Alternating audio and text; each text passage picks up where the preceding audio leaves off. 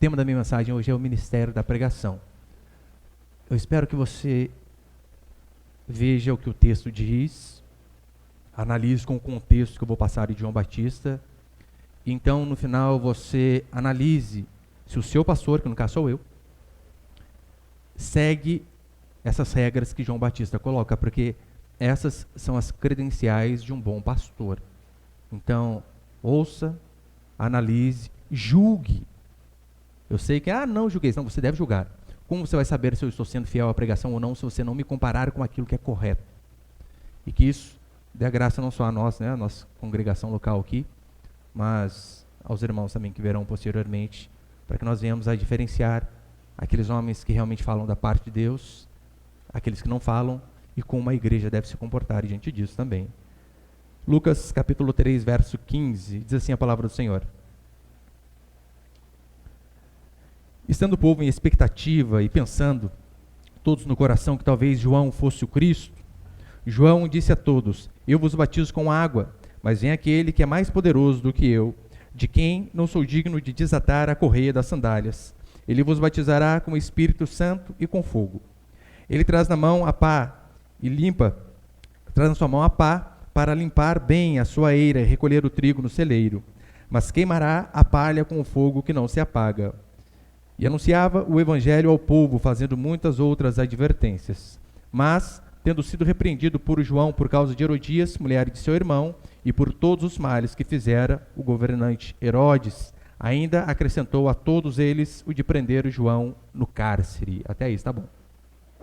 Olha para cá. Na última semana, eu terminei dizendo sobre João Batista também, sobre qual era o ministério dele, a sua pregação. E diz a Escritura que quando João pregava o evangelho, as pessoas chegavam a ele e diziam: que faremos? Este é o objetivo da pregação, de você ouvir a palavra de Deus e perguntar: e agora? O que eu farei? O que eu preciso mudar? Porque se nós ouvimos pregação após pregação e não nos questionamos a respeito disso, ou não estamos entendendo nada, ou o evangelho de fato não está sendo pregado. E você lembra que chega alguns soldados diante dele e perguntam: e nós, o que faremos? João Batista responde, e ainda é específico em relação ao problema daqueles homens. Ele diz: olha, não defraudeis a ninguém e contentai-vos com o vosso soldo. Ou seja, sejam felizes com aquilo que você ganha e não faça mal a ninguém. Chega ali outras pessoas diante dele, alguns pagadores de impostos, e ele diz a mesma coisa: não cobreis mais que o estipulado. O que ele está dizendo com isso? Não está dizendo que é errado a profissão de cobrar imposto. Já vi aqui. Não é errado, na verdade, nem uma outra nação cobrar imposto de outra nação. Como no caso nós éramos quando fomos colonizados, quando éramos colônia de Portugal. Quando éramos colônia de Portugal, tudo que o Brasil produzia, 1/5 tinha que ir para a coroa portuguesa, 20%. É daí que vem a expressão quinto dos infernos. Não sei se você sabia, um pouquinho de cultura. Porque eles ficavam loucos da vida. Como assim? Tudo que eu faço, eu tenho que dar 20% para Portugal? Eles estão bem? Nós damos 44% e às vezes quietinhos, sem falar nada. Então, não estou dizendo que é errado a questão de cobrar imposto de outra nação, muito menos a questão do serviço militar aqui, como nós vimos que João também questiona. Porque testemunhos de Jeová, por exemplo, eles dizem que você não pode servir o quartel se você é homem. Por quê? Porque vai contra a Escritura. Não, João Batista não disse que há problema com essa profissão, nem com cobrar imposto. O problema é quando você exerce essas coisas de uma maneira errada. Agora, contanto que você faça para o bem da sociedade, é louvável e a Bíblia não condena. E com base nisso eu quero passar alguns princípios aqui. Põe ali o primeiro, por favor. Talvez eu coloquei o tema, o ministério da pregação, mas para que você possa ver de fato qual é o tipo de mensageiro que você deve procurar ouvir, qual o tipo de pregador você deve procurar ouvir. A primeira característica que nós vemos em João é alguém que sabia o seu tamanho. João Batista, ele tinha consciência de quem ele era. No versículo 15, olha o que diz: estando o povo em expectativa, pensando todos no coração que talvez João fosse o Cristo. Cristo é a versão grega de o Messias, o esperado. João disse a todos: eu vos batizo com água, mas vem aquele que é mais poderoso do que eu, que eu não sou digno de desatar a correia das sandálias. Ele vos batizará com o Espírito Santo e com fogo. Qual era a grande expectativa daquele povo? O povo estava há anos, para ser mais exato, há séculos, esperando que a promessa do Messias se cumprisse, porque essa promessa que eles tinham desde lá de trás, um dia o Messias virá e nos libertará, nos salvará. Então eles ficaram durante anos vindo as promessas a cada dia mais chegar perto, perto, perto. E então, depois do último profeta da antiga aliança, eles passam um período de 430 anos aproximadamente sem ouvir nada. Deus se cala durante 430 anos. Até que então aparece João Batista. E por conta de tudo aquilo que aconteceu com João Batista no seu nascimento, você deve se lembrar das pregações anteriores, onde o pai dele fica mudo, depois milagrosamente fala, as coisas que foram faladas a respeito dele, e as pessoas então criaram essa expectativa. E vendo o que ele estava fazendo aqui, chegaram a perguntar: será este o Cristo? O Messias, aquele prometido? Tanto é que eles enviam até uma comitiva para perguntar: és tu o Cristo? João Batista, ele humildemente, diante de todo esse glamour que tinha no nome dele, diante de todas as expectativas que tinham em cima dele, ele teve a hombridade, a humildade de dizer: não sou eu. Quando perguntaram: quem é você? Olha a resposta de João: eu sou apenas uma voz. Vocês não precisam saber nem o meu nome, porque quem eu sou não é importante. O que importa é aquilo que eu digo, é aquilo que a minha voz proclama, porque eu proclamo aquilo que o meu Senhor me comissionou. Então, mesmo sendo alguém grande diante de Deus, ele sabia sua pequenez, e diante dos homens ele tinha noção: eu não sou nada. Tanto é que ele diz: olha, convém que Jesus cresça.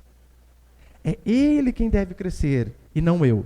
E para ilustrar a distância que ele de fato tinha do verdadeiro Cristo, ele diz aqui no verso 16: eu não sou ninguém. Eu não sou digno, não sou Cristo, e eu não sou digno nem de desatar as sandálias daquele que vem depois de mim. Desatar as sandálias era algo extremamente trivial e pífio que escravos faziam. Naquela época, haviam escravos que lavavam os pés dos seus senhores, porque não existia pavimentação, era apenas rua de terra, areia, poeira, os cavalos, os camelos, os jumentos faziam o dois, caía no meio da rua e juntava tudo aquilo com poeira, e as pessoas andando de calçado aberto, não tínhamos esse sapatinho fechado que nós temos hoje. Você imagina a sujeira que não ficava nos pés. Como eles fariam as refeições sentados, não à mesa, mas sentados no chão? Era assim que eles faziam. Imagina o cheiro horrível. Então, existiam alguns escravos comissionados apenas para lavar os pés de seus senhores. João Batista, ele diz: eu vou além. Um escravo desses ainda lava os pés das pessoas. Eu não sou digno nem de desatar a sandália daquele que virá depois de mim. Agora, compare João Batista. Compare os homens da Escritura, o que eles diziam a respeito de si mesmos. Abraão dizia sobre si: eu sou apenas pó e cinza. Jó, quando perguntaram: e você, Jó? Ele diz: eu me abomino. Eu sou uma desgraça, é isso que ele está dizendo. Isaías diz: eu sou um homem de lábios impuros e habito no meio de um povo de impuros lábios. Ou seja, eu também não sou ninguém. Paulo, pequeno, esse é o significado de Paulo. Quando as pessoas perguntam: e você, quem é? Paulo diz: fiel é a palavra de Deus e digna de toda aceitação, de que Cristo Jesus veio ao mundo salvar os pecadores, dos quais eu sou o principal. Aí então você vê Abraão dizendo que é pó e cinza, Jó dizendo que ele é abominável, você vê Paulo dizendo que ele é o pior dos pecadores, você vê Isaías dizendo que ele é um homem de lábios impuros. E o crente de hoje, a lá Vitor Azevedo, diz que ele tem o mesmo valor de Jesus Cristo, que ele é sem pecado e perfeito. Exatamente isso que esse homem diz. Herético. Se você tem dúvidas, ponha no YouTube. Heresias de Vitor Azevedo. Esses são os crentes formados hoje.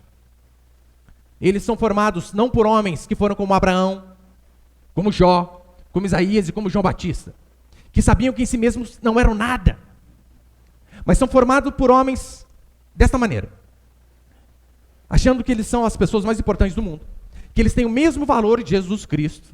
E vai além. Esse mesmo herege disse que Jesus Cristo, no lugar de Adão, também comeria o fruto proibido. Que Jesus também pecaria. E sabe o que é interessante? Igrejas cheias.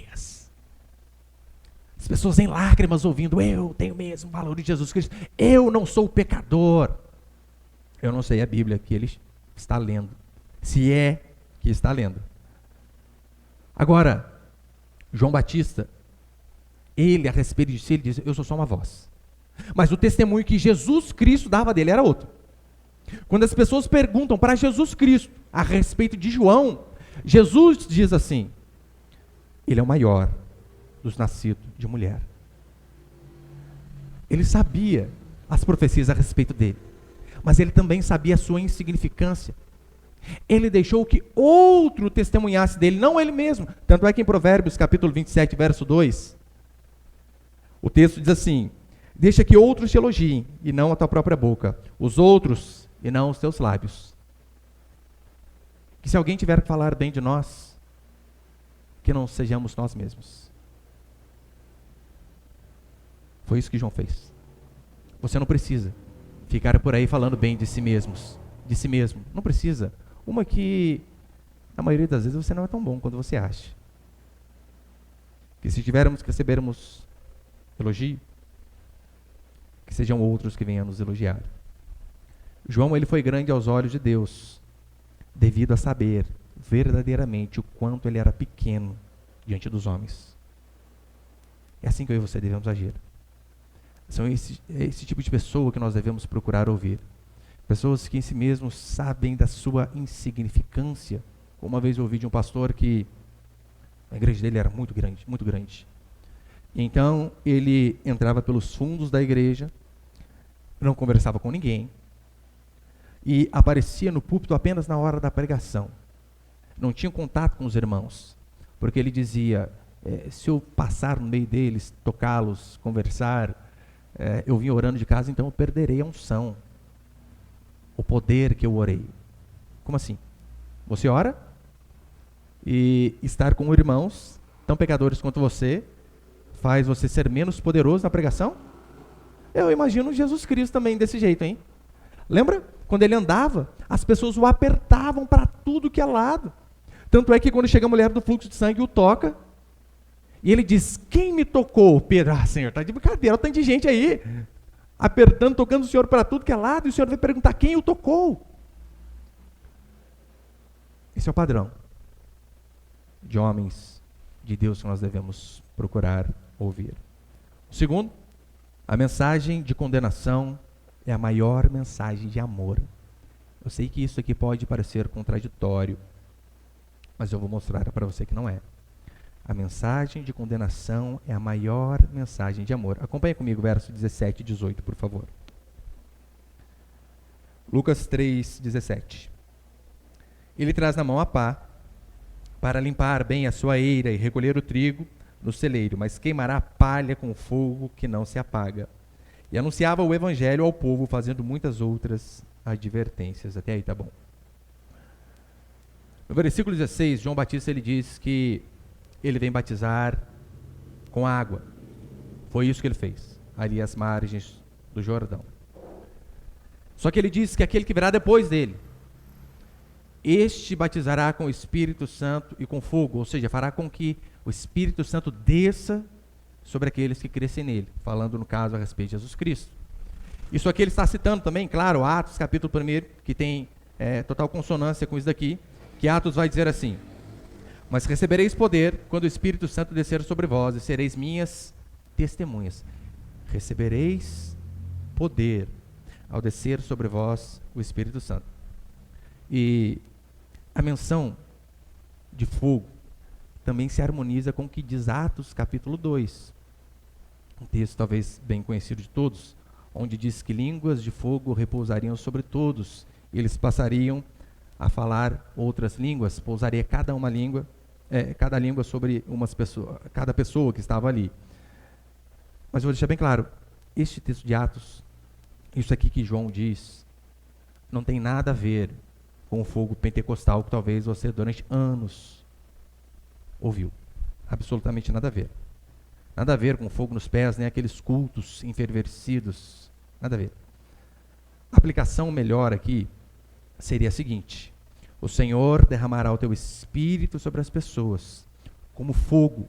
E a função do fogo é iluminar aqueles que estão em trevas e purificar aqueles que estão no pecado.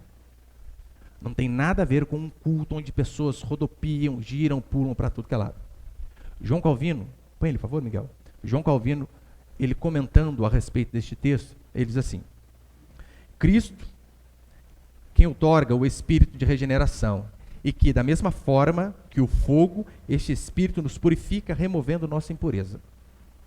Não apenas Calvino, vários outros reformadores, vários outros cristãos que vieram antes de nós, antes de 1906, antes daquele movimento na Rua Azusa, todos testificam que o fogo ali é no sentido de iluminar aqueles que estão em trevas e purificar aqueles que estão no pecado.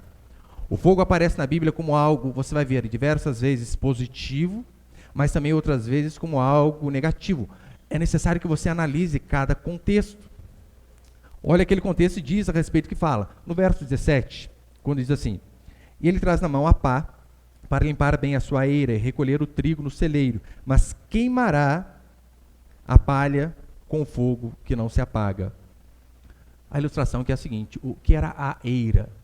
A eira eram espaços que as pessoas deixavam plano na terra ou cimentado ou algo parecido, para que o trigo fosse batido. Então se recolhia o trigo, batia e separava o trigo da palha.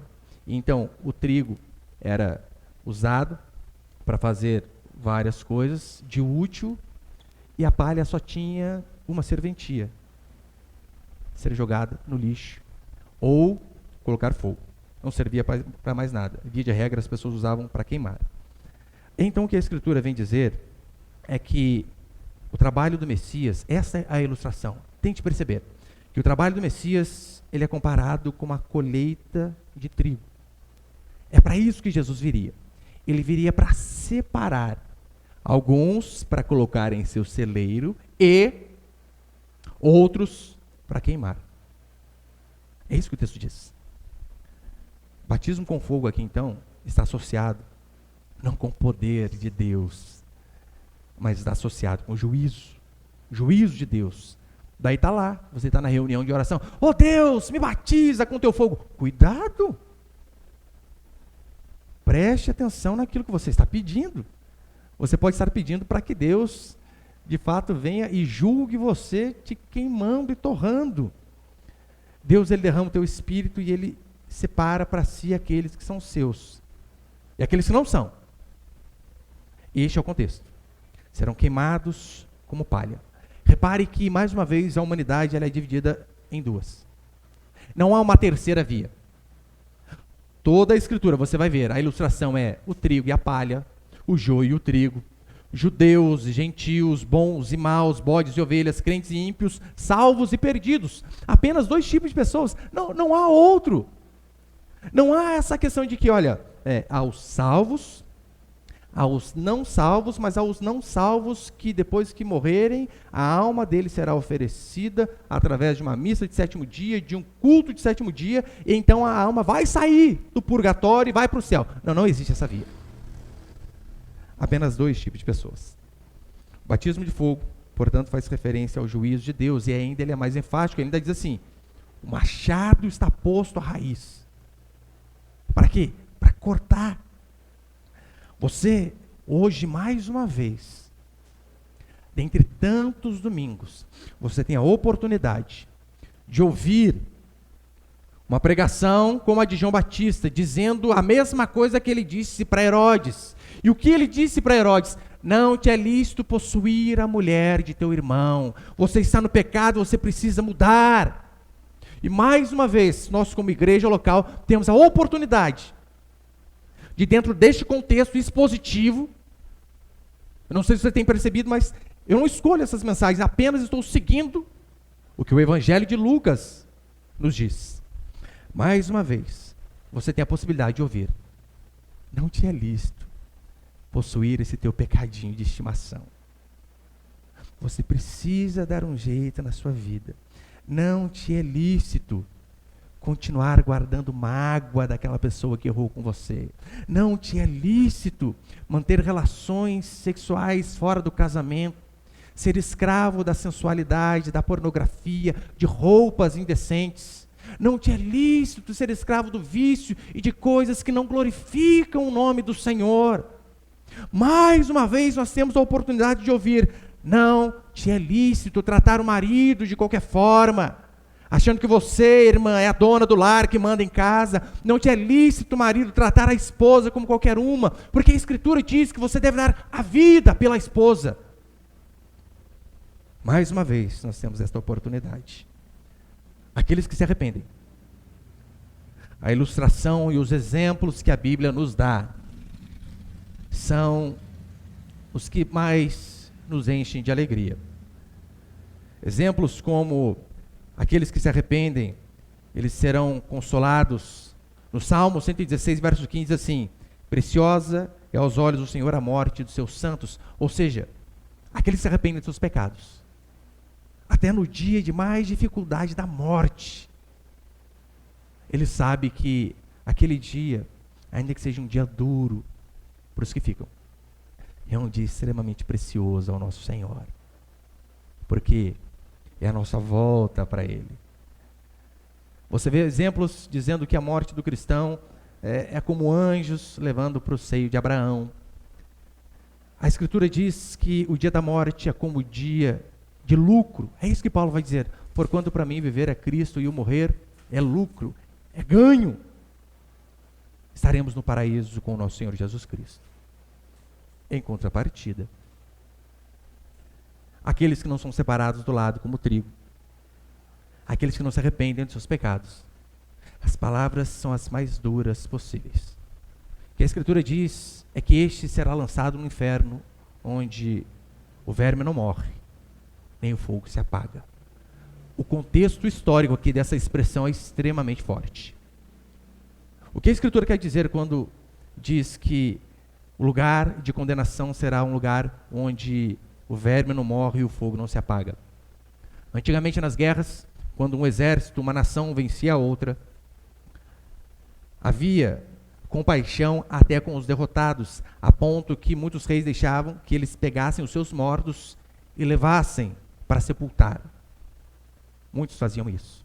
Mas existiam alguns reis que eram duros demais, tiranos, a ponto deles não deixarem o exército vencido, nem enterrar os seus próprios mortos. O que eles faziam? Faziam montes no meio, no centro de suas cidades, de corpos do exército que foi derrotado. Tacava fogo e deixava que aquilo queimasse por horas, horas e horas.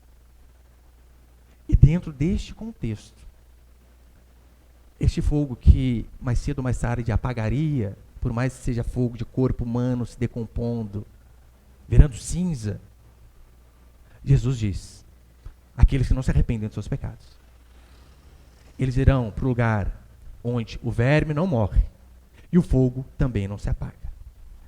Fogo inextinguível, para o mesmo lugar preparado para o diabo e seus anjos. Você pode pensar: pastor, dura essa mensagem. Esta é a mensagem de amor. William Hendrickson, quando ele vai comentar a respeito deste texto, olha o que ele diz, falando a respeito deste texto ao qual nós estamos lendo. A advertência de João, por mais horrenda e medonha que pareça ser, está saturada de misericórdia, pois seu propósito é que os homens venham a converter-se. Por mais horrível que pareça ser, essas palavras da Escritura, nisto consiste o verdadeiro amor. A mensagem de que não vá para esse caminho, mude enquanto há tempo, porque se você não mudar, o castigo vai ser muito árduo. E hoje nós temos mais uma vez a oportunidade de, pela graça do nosso Deus, darmos ouvido ao Evangelho do Senhor. E terceiro princípio, com muitas exortações, João pregava o Evangelho. Exortação vem disto mesmo, confronto, mostrar o erro das pessoas. Hoje, mais uma vez, eu fui questionado nas redes sociais de que eu não preciso pregar dessa maneira. Eu preciso falar sobre o amor. Preciso pregar o Evangelho. Eu retruquei. O que é o Evangelho? O Evangelho é o que a Escritura diz. Eu falei, o que a Escritura diz? Que Deus nos ama. Sim. Apenas isso? É só? Deus é amor. Fim. A Bíblia do cristão hoje é assim. Primeira página, não julgueis. Segunda, Deus é amor. Fim. Não é isso o Evangelho. As exortações que João usa aqui são as mais duras possíveis. As pessoas vinham de longe para ouvi-lo. E o que ele dizia? Raça de víboras, como eu disse na última semana. Víbora é aquela serpente sorrateira que se disfarçava no meio do ambiente. E que João diz é o seguinte: olha, vocês estão aqui na igreja, mas estão disfarçando, vocês não passam de cobras. Essa mensagem é para vocês, arrependam-se. Essa era a mensagem de João. Ele disse que o machado está posto à raiz, que o lugar de condenação é o lugar onde as pessoas queimarão eternamente. E aqui ele diz: uns serão recolhidos para o celeiro, como trigo, outros serão queimados como palha. Repare que o texto diz que Herodes foi repreendido por João, porque a repreensão é a parte fundamental das boas novas do Evangelho. Se não há repreensão, se o erro não é mostrado, não há Evangelho sendo pregado. Daí vem o falso pastor, sem nenhuma exortação, sem nenhum confronto, ele vem e diz que não importa o que você faça, que Deus ama todos e que no final as coisas darão certo. Com base no quê? Apenas em sua mente carnal, que não conhece nada da Escritura. Você imagina se João pregasse a mensagem dos pastores modernos de hoje? Pode ter certeza, ele jamais teria sido decapitado. Jamais. Se João pregasse igual os pastores de hoje, não teria morrido. Imagine se João Batista, em vez de chegar diante do rei e dizer: não te é lícito possuir a mulher de teu irmão. Imagine se João chegasse e dissesse assim: gente, para de julgar Herodes. Você também erra. Vai ficar julgando os outros. Não, gente. Para com essa historinha de ficar condenando os outros. Não é assim que nós vamos ganhar as pessoas, gente. Nós vamos ganhar as pessoas com a mensagem do amor. Você imagina João com essa mensagem? Ou se ele dissesse: olha, Herodes, você tem os seus princípios, eu tenho os meus valores também, Herodes, mas, já que você quer fazer isso, eu respeito. Você acha que ele teria sido decapitado? De forma alguma. Pode ter certeza. Imagine se João dissesse assim: olha, Herodes, povo que me ouve, vocês têm o mesmo valor de Jesus Cristo. Vocês são lindos e cheirosos e Deus tem um grande plano na vida de vocês. Tome posse do que eu estou dizendo. Receba! Gente, o povo não queria nem saber de Jesus Cristo. Não, João Batista tá bom. Para que Jesus Cristo, hein? Não foi isso. Com um falso amor, o falso pastor diz assim: eu não vim aqui para te julgar. Não. Eu vim aqui para te amar, porque foi isso que meu Senhor me ensinou. Isso diz o falso. Daí, o homem chega à igreja, todo em pecado. Assim como uma moça um dia me falou assim: pastor, eu moro junto com um rapaz, eu não sou casado. Isso é pecado, não é? Eu falei, sim. Só que eu estou traindo esse rapaz que eu estou com ele. Então, junta tudo, é um pecado só, né? Não tem diferença. Eu estar morando junto, não ser casado e estar traindo quem eu estou morando junto. Não é o mesmo pecado? É o mesmo pecado. Pode ficar tranquilo. Fui embora. Não há como argumentar com pessoas assim. Não há o que fazer. Aí a pessoa chega na igreja toda arrebentada. os pecados passando tampão na cabeça, cheio de lama, como diz a palavra do Senhor. Só que então, a mensagem que é pregada é uma mensagem totalmente atraente. Palavras melosas, palavras que dizem que você é perfeito. Deus tem um plano para a sua vida. Não dê ouvidos ao que as pessoas dizem de você. Ouça o que Deus diz a seu respeito. Aleluia. E a pessoa então chega, suja de lama, ouve esta mensagem, fica ali com a lama e não muda nunca. Essa mensagem ela não transforma porcos em ovelhas. Ela apenas faz com que porcos sejam domesticados, não limpos, não nascidos de novo. Essa é a interpretação que eu estou dando a vocês aqui esta noite. É uma interpretação errada da Escritura. Eu tenho um grande problema com o Senhor. Grande. Se o que eu estou dizendo aqui, se a forma como eu interpreto, que não é minha forma, eu não inventei isso. Eu apenas sigo os homens que deram a sua vida por conta do Evangelho. O que eles dizem, eu comparo com um, comparo com o outro, comparo com o texto. Vejo historicamente aquilo que foi feito. E então eu sigo essa direção. Eu sou apenas um papagaio dos homens de Deus que vieram antes de mim, apenas isso. Se a minha interpretação é errada em relação à Escritura, eu tenho um sério problema com Deus. Agora, se eu estou interpretando a Escritura da forma correta, significa que Deus está falando com você esta noite. Se mesmo assim você decide não mudar, não se arrepender do seu pecado, você que tem um problema com Deus. Daí não sou eu.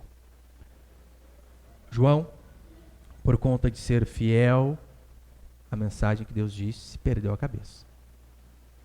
Você tem a oportunidade, hoje, de fazer como muitos, se dobrar. Mas você tem a oportunidade também de fazer como Herodes, não cortando a minha cabeça, mas não voltando mais aqui a essa igreja, não ouvindo mais as nossas mensagens nas mídias sociais. É um simples não seguir e você está livre deste homem que está falando. Da mensagem não. João foi preso, depois foi morto. Herodes pensou que encarcerando aquele homem, os seus pecados seriam anulados. Não. Quando Herodes prende João, o que ele verdadeiramente fez foi ele mesmo se prender na masmorra do seu pecado, da qual ele não conseguiu sair depois. Essa é a escolha que eu e você temos diante do Evangelho.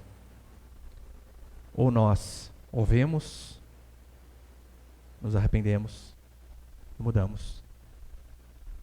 Ou o preço que será cobrado de nós será muito caro, porque nós não temos mais desculpa. Todo aquele que ouve o Evangelho e não muda, não vai poder dar desculpa diante do Senhor, dizendo, eu não sabia. Decapitar o evangelista não te faz inocente, não faz. Calar a voz daquele que te acusa em amor, porque é exatamente isso que eu estou fazendo. Não estou te acusando porque eu sou melhor. Eu estou te acusando daquilo que o Evangelho acusa, que você é um pecador, imoral, idólatra, sujo, vil, assim como eu. E que você precisa se arrepender. Calar essa voz não faz de você mais inocente ou menos culpado. Como eu disse, Herodes encerrou João no cárcere, mas quem se tornou prisioneiro foi ele próprio. Que eu e você não sejamos apenas espectadores do Evangelho, apenas pessoas que gostam de ouvir bons sermões. Porque tem pessoas que são assim, elas são viciadas, não em séries da Netflix, mas em maratonar série de pregação expositiva. Mas não há mudança. E perceba que João, ele não enrolava para falar para as pessoas do pecado dela. Não enrolava. Ele era direto ao ponto para que as pessoas pudessem ter noção do quão grave era o seu erro. O pecado precisa ser exposto, senão como a pessoa vai ser convencida? Assim como fui questionado essa semana. Não, o senhor não precisa falar desse jeito. É o Espírito Santo que vai convencer a pessoa do pecado. Sim, mas como ele irá convencer se o pecado não é exposto? Como você vai saber que o adultério é errado se alguém não diz para você, não adulterarás? Assim como o rapaz uma vez fez este questionamento para mim. Não, o Espírito Santo é que vai convencer do pecado. Dei uma entradinha na rede social dele. Uma foto com uma camiseta, com uma cruz, coisa linda. A foto de baixo, sem camisa. Aparecendo quase um palmo da cueca aqui do lado, assim. Escrito Calvin Klein. Fez, seu imoral. Tira aquela foto. Ficou bravo, bloqueou. Não sei por quê. É mostrar o pecado que nos dá a oportunidade de arrependimento. É por isso que eu sempre tentarei ser o mais claro possível. Sempre que tiver oportunidade aqui dentro do contexto, eu vou dizer com todas as letras. O feminismo é algo demoníaco. O feminismo fez com que filhos não fossem criados por suas mães e, consequentemente, transformaram eles em afeminados, em perdidos, em drogados. Porque mães terceirizaram o serviço para a creche, para a avó, para a tia. E a consequência, esses jovens que nós escolhemos. Percebeu? Como são jovens de hoje? Eu sempre direi com todas as letras que pastora não existe.